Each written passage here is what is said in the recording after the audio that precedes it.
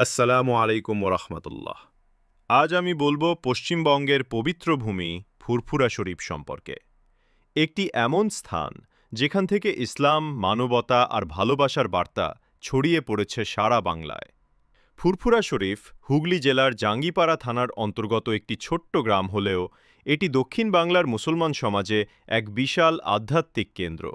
এখানে অবস্থিত পবিত্র খানকা শরীফ, যেখানে বহু শতাব্দী ধরে সুফি সাধক ও পীর মাশায়েরা মানুষকে সত্য, ন্যায় ও আল্লাহর পথে আহ্বান করেছেন।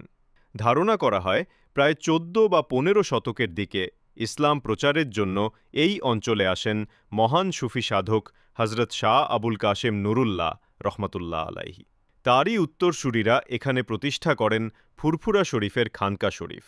এই পবিত্র ভূমির সর্বাধিক শ্রদ্ধেয় ব্যক্তিত্ব হলেন হজরত আবু বকর সিদ্দিকী রহমতুল্লাহ আলাইহি, যিনি পরিচিত দাদা হুজুর কেবলা নামে।